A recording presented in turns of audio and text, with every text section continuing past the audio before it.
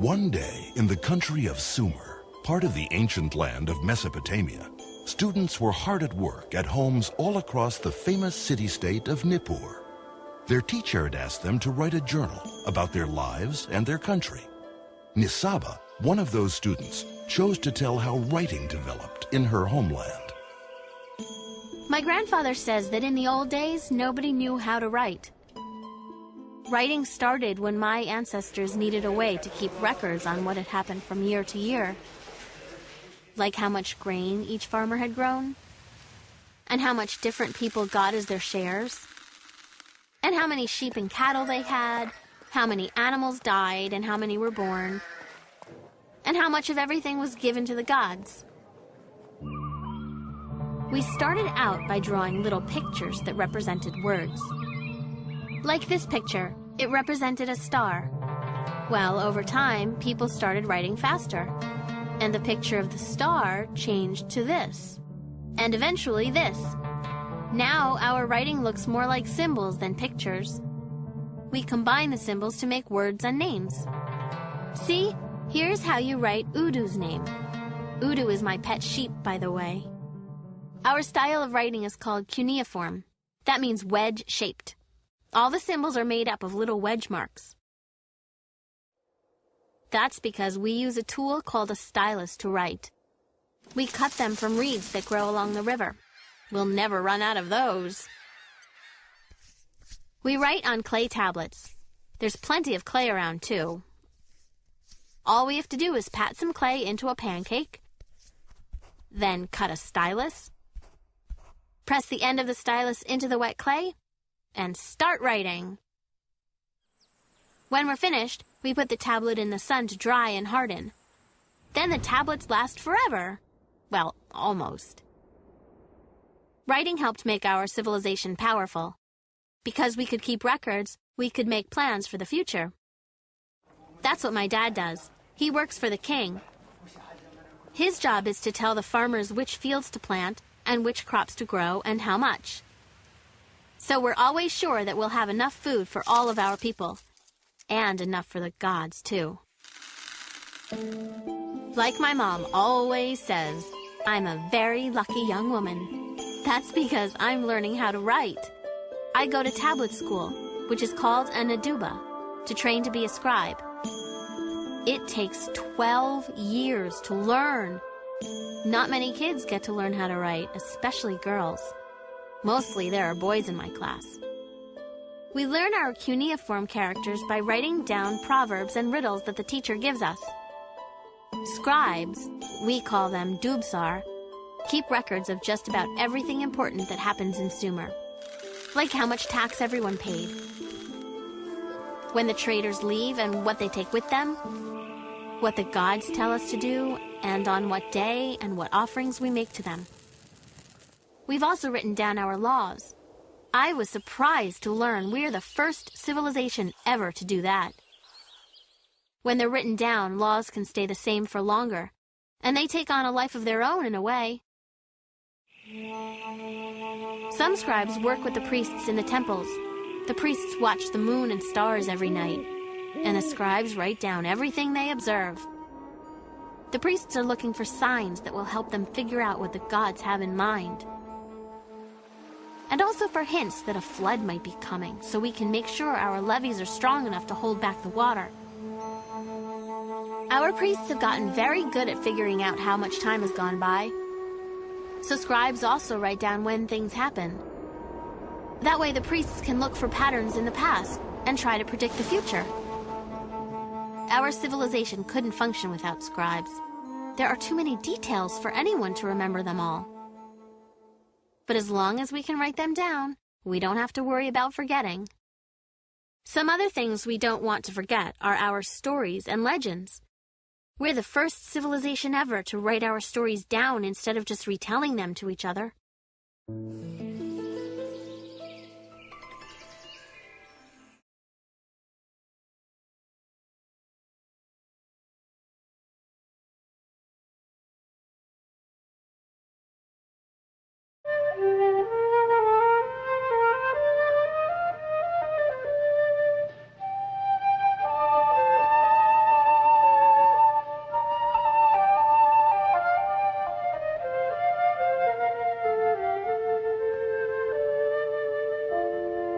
For more than 2,000 years, these ruins remained undiscovered.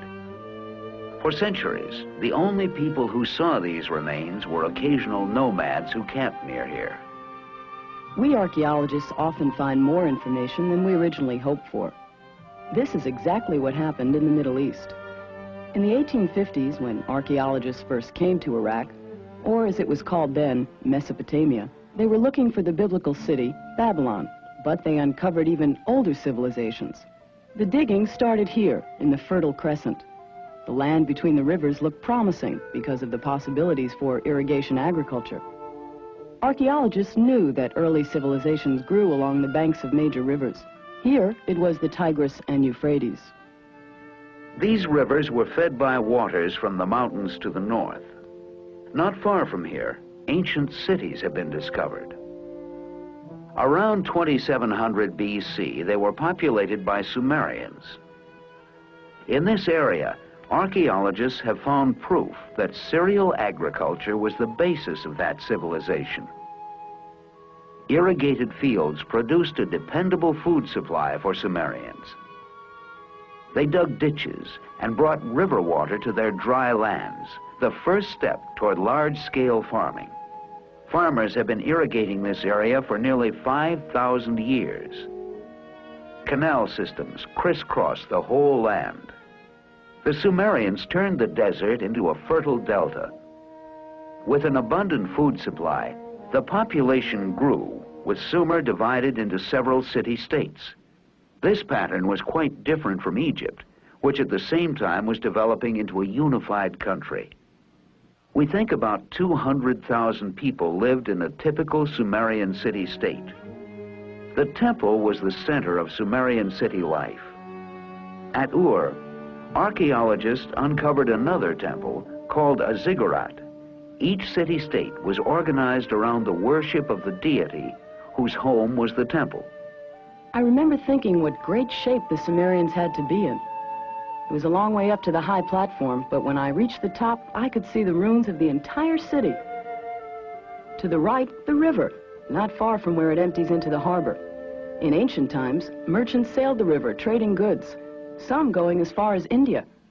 They also used wagons for transportation, which brings us to the wheel, one of the Sumerians' greatest contributions to the Western world. If you doubt its importance, just take a look around.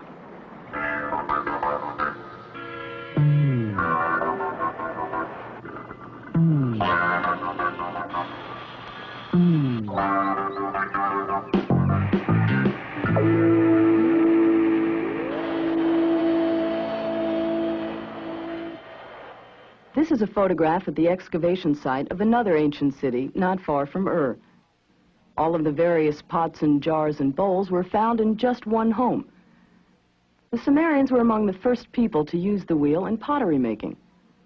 Craftsmen were probably specialized. Some made pottery, others made statues. These figurines were placed in the temples. They give us an indication of how the Sumerians dressed and what they looked like. Some cities even had toy manufacturers. Working with clay, the Sumerians produced toys that resemble some of ours. Only the most skilled and gifted people were allowed to work in silver and bronze. Since precious metals aren't found in Mesopotamia, the silver in this bracelet probably came from northeastern Asia Minor. Although the Sumerians traded for certain materials, they relied on clay to make most things. Mud and sun were about the only resources they had. Even in Iraq today, some homes are made with clay bricks. The Sumerians also developed the principle of the arch. This method of spanning and opening in a wall was the Sumerian contribution to architecture. Since 2500 BC, the arch has been essential in the building of bridges and temples. Perhaps the most important use of clay was in the development of writing. Writing was first used as a way of keeping track of business in the temples. More than half of all ancient history was recorded on clay tablets, and this is where it began. Cylinder seals were the first form of written communication. They were used to identify land ownership and water rights. a seal was rolled across a clay tablet, leaving an official mark. In this way, Sumerians notarized documents.